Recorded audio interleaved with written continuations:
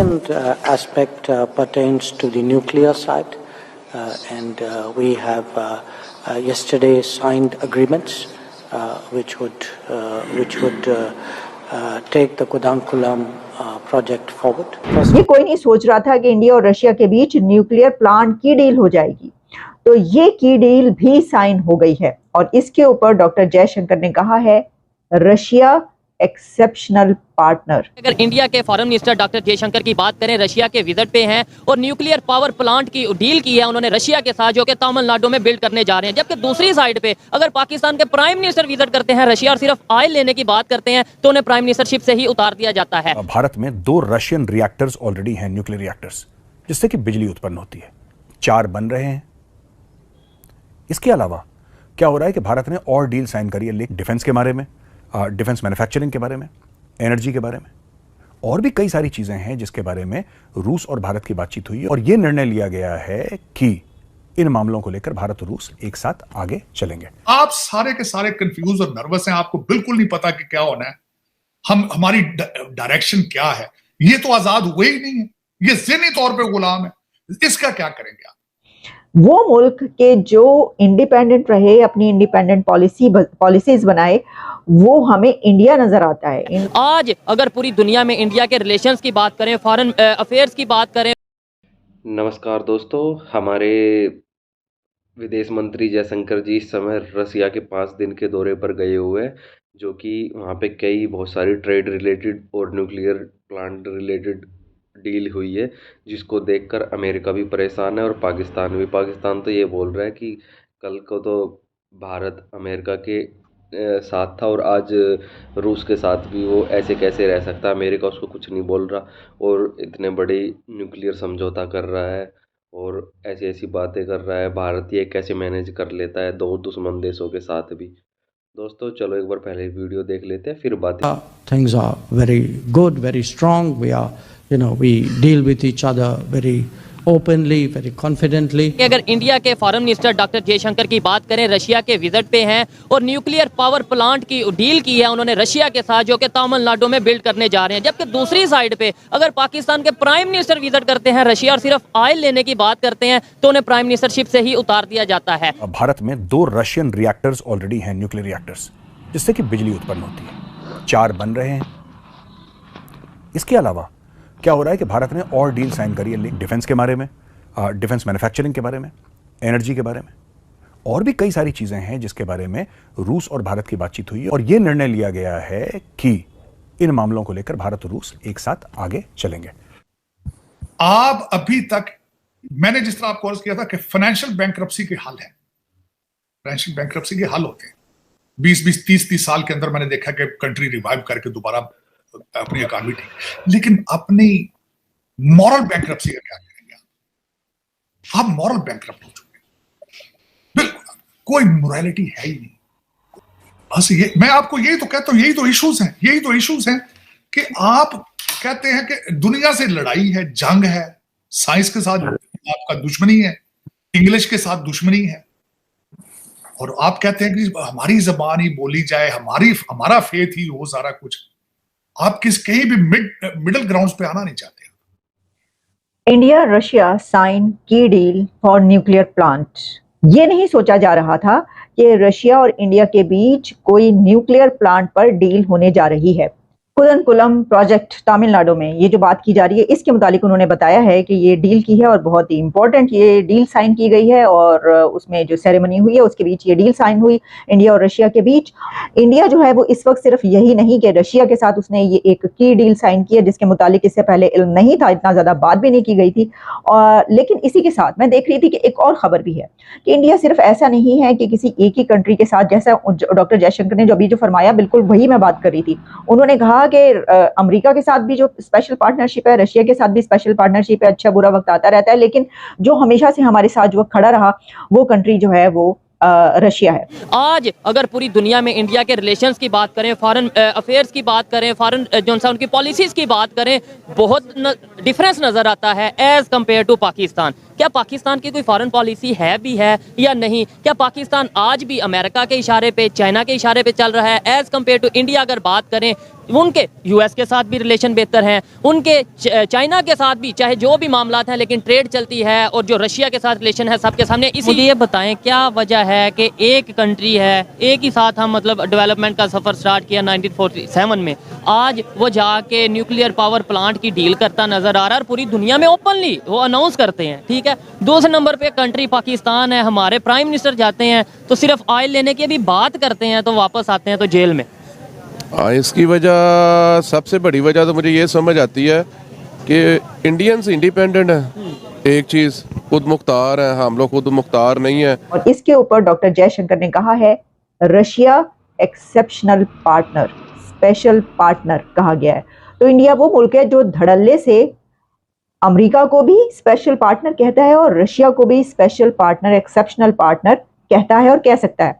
किसी और की ऐसी इतनी वो मजालें नहीं होती कि जहां पर इतने खुल के करे या बात की जाए। देखिए पाकिस्तान में जब ये बात की जाती है कि किसका साथ दें, कभी किसी की तरफ टिल्ट रहा, डेकेड्स तक जो है वो अमेरिका के साथ रहे, एड्स लेते रहे, पैसा आता रहा, जंगे लड़ते रहे, मुल्क तोड़ते रहे उनके लिए, लेकिन अचानक से हमें पता चल भाई ये तो गलत हो गया, हो ये तो बड़ा बड़ा गलत हो गया, भाई क्या हो गया, ये क्या हो गया। तो उसके बाद हमने कहा नहीं, अब ऐसा करो, अब इससे हटके जो अब हमने दूसरी तरफ जाना, फिर हम चाइना के आगे लेट गए और फिर हमने कहा चलो जी अब तो अब हम चाइना के गुलाम है। और भैया मोदी साहब जब अमेरिका आते हैं तो हाथों हाथ लिया जाता है और कहा जाता है कि यू आर वेरी पॉपुलर और we need your autograph president की तरफ से। और जब ऑस्ट्रेलिया जाते हैं तो कहा जाता है यू आर दी बॉस। और जब अब रशिया डॉक्टर जयशंकर पहुंचे तो वहां पर न्यूक्लियर प्लांट की डील साइन कर ली। आज 2023 है, आज के दौर में हमें पहले तो अब ये नहीं पता होता कि फॉरेन मिनिस्टर है कौन और वो किसकी मर्जी से चल रहा है। हमने अमेरिका की बात मानी, कभी हम चाइना की बात मानते हैं, लेकिन ना अमेरिका से ताल्लुक बेहतर ना चाइना से ताल्लुक बेहतर। जो एग्रीमेंट भी हमने किया हुआ ना तो उसके ऊपर भी हम मुखलिस नहीं है, बात सीधी सी है। लाइक हमने अमेरिका से अगर एग्रीमेंट कर लिया है, उस एग्रीमेंट से हमने कहा था जी आप हमें एड देंगे, वो एड हम अपने मुल्क में एजुकेशन पर्पस पे अवाम पे लगाएंगे, हमने वो भी नहीं लगाई। हमने अपनी अवाम को भी जाहिल रखा है। और इस्तग़फिरुल्लाह, पाकिस्तानी अवाम तो अब इंसानियत के म्यार से बहुत नीचे आ गई हुई है। एजुकेशन का लोगों को पता ही नहीं है, ये देख देख के दुख होता है। आपको मैं बताऊँ एक बात, इस टाइम पाकिस्तान के हालात ऐसे हैं कि बहुत से दोस्त जो है ना वो अपने बच्चों को स्कूल पढ़ाने से भी कासिर हैं। ठीक है, मेरा नहीं पढ़ा पा रहे। हाँ, मेरा जानने वाला है, उसका बच्चा 6th क्लास में, उसने स्कूल से विड्रॉ कर लिया। उसकी बेटी है वो 5th क्लास में, उसने उसको भी विड्रॉ कर लिया है। तो मैं कह यार ये क्या, कहता है इनको मैं अकेडमी भेज रहा हूँ। 5th क्लास की बच्ची और 6th क्लास की बच्ची मैट्रिक का जो सिलेबस है वो याद कर रहे हैं। मैं कह यार इट मीन्स कि तुमने घर में एक मियाँ मिट्ठू रखा हुआ है और उसको तुम बातें याद करवा रहे हो। मियाँ मिट्ठू को उसका मतलब नहीं पता होगा, वो बातें याद कर लेगा। कहता सो व्हाट, मेरे बच्चे के पास 4 साल है, उसने 4 साल बाद अपीयर होना है मैट्रिक में, और मेरी बेटी के पास 5 साल है, उसने 5 साल बाद बोर्ड में अपीयर होना है। तो दोस्तों देखा आपने कैसे ये पाकिस्तानी मीडिया वाले और ये बातें कर रहे हैं कि भारत ने सिविल न्यूक्लियर डील साइन कर ली है रूस के साथ, और जो हथियार बनाने की जो टेक्नोलॉजी है उसमें भी भारत को सपोर्ट करेगा रूस। दोस्तों आपको बता दें, भारत और रूस का संबंध ऐसा रहा है, दोनों देशों पर जब भी परेशानी आई है, जब भी एक दूसरे की ज़रूरत पड़ी है, हर समय दोनों देश एक दूसरे के लिए खड़े रहे हैं। खासकर रूस ने जब सोवियत यूनियन था, आपको बता दें 1947 में जब हमारा भारत आज़ाद हुआ था, उसके बाद से पाकिस्तान तो जाके सीधा अमेरिका के पास चला गया था और स्टार्टिंग से ही अमेरिकन सपोर्ट लेनी स्टार्ट कर दी थी उन्हें, और वहाँ से नए नए हथियार, ब्रिटेन भी उनको हेल्प करता था। लेकिन भारत किसी की साइड नहीं लेता था, वो खुद नॉन अलाइंड का मेंबर था। इसलिए अमेरिका सहित बहुत सारे वेस्टर्न कंट्री भारत से चिढ़ते रहते थे, इसलिए भारत के पास और कोई चारा नहीं था। देश नया नया आज़ाद हुआ था, इसलिए भारत रूस के पास चला गया। तो दोस्तों रूस ने, मतलब उस टाइम सोवियत यूनियन था, तो सोवियत यूनियन ने भारत की हर चीज़ में मदद की, नई इंडस्ट्री, हैवी इंडस्ट्री लगाने से लेकर, हथियार से लेकर, और युद्ध समझौता भी किया। अगर कोई देश भारत पे हमला करेगा तो रूस पे हमला माना जाएगा। तो दोस्तों ये चीज़ 1971 की लड़ाई में ये काम भी आई। आपको बता दें जब बांग्लादेश लिबरेशन वॉर चली थी 1971 में, तो जब पाकिस्तान और भारत की लड़ाई हुई थी, तो पाकिस्तान को जब भारत पाकिस्तान को पेल रहा था, हरा रहा था और पाकिस्तान की काफ़ी बुरी हालत थी, तो उन्होंने अमेरिका उनकी और ब्रिटेन उनकी मदद करने के लिए हिंद महासागर में अपनी बड़ी नेवी के साथ उतर चुके थे। जो अमेरिका का जो 7वां बेड़ा बोलते हैं उसे, 7th fleet of US navy, वो बहुत सारे वॉरशिप के साथ भारत की तरफ बढ़ रहा था और उसके साथ एक रॉयल नेवी ब्रिटेन का ईगल ईगल नाम का एक एयरक्राफ्ट कैरियर था, वो भी भारत की ओर बढ़ रहा था ताकि भारत पे हमला करके पाकिस्तान को बचाया जा सके। लेकिन दोस्तों वहाँ काम आया हमारा सबसे पुराना दोस्त और ट्रस्टी फ्रेंड, बिल्कुल, रूस, सोवियत यूनियन। उसने अमेरिका को चेतावनी देते हुए कहा अगर भारत पे हमला हुआ तो ये सोवियत यूनियन पर हमला माना जाएगा। दोस्तों उस समय सोवियत यूनियन हर फील्ड में बहुत आगे था, चाहे स्पेस सेक्टर हो, टेक्नोलॉजी हो, डिफेंस हो, हर चीज़ में अमेरिका से आगे ही चल रहा था। तो सोवियत यूनियन ने अपनी कई मिसाइल और न्यूक्लियर सबमरीन हिंद महासागर में अमेरिका और ईगल जो ब्रिटेन का एयरक्राफ्ट कैरियर था उससे पहले वहाँ पे भेज दी। और जैसे ही अ, वहाँ पे वो हिंद महासागर में पहुँचने लगे अमेरिकी, तो उन्होंने उन्होंने उनको चेतावनी दे दी रूस वालों ने कि अगर देखो अगर भारत पे कोई हमला हुआ तो हम खड़े हैं, पहले हमसे टकराना होगा। तो उसको देखते हुए अमेरिका और ब्रिटेन वहाँ से पीछे हट गए और भारत ने बांग्लादेश को आज़ाद करा दिया और वॉर बहुत अच्छे तरीके से जीती।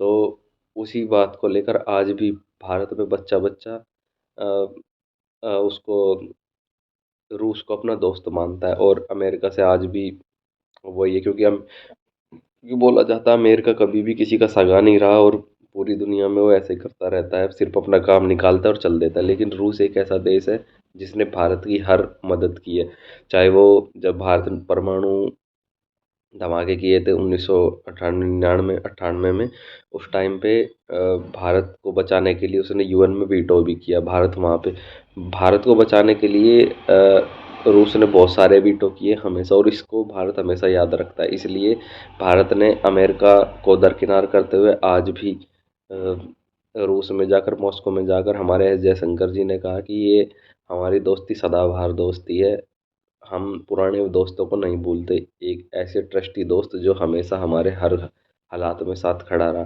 दोस्तों आपको पता है अमेरिका पे कभी भरोसा नहीं किया जा सकता, वो तो ऐसा ही है, जिस कंट्री में घुस जाता है उसको बर्बाद ही करके निकल जाता है। तो अब जो सिविलियन न्यूक्लियर डील हुई है उसमें 2-3 परमाणु रिएक्टर लगाए जाएंगे बिजली बनाने के लिए तमिलनाडु में। तो इसकी डील वहाँ पे रूस में साइन की गई है। तो उसको देखते हुए पाकिस्तान का मीडिया चिल्ला रहा है कि देखो भारत और रूस ने क्या समझौता कर लिया। अब जो ब्रिक्स समिट है उसमें भी रूस भारत की सुन के हमें आने नहीं देगा, शामिल नहीं होने देगा। तो दोस्तों ये तो इनका चलता ही रहता है। आप बताइए आपको ये वीडियो कैसा लगा, और आने वाले वीडियो के लिए हमारे इस चैनल को सब्सक्राइब कीजिए। बहुत बहुत धन्यवाद दोस्तों।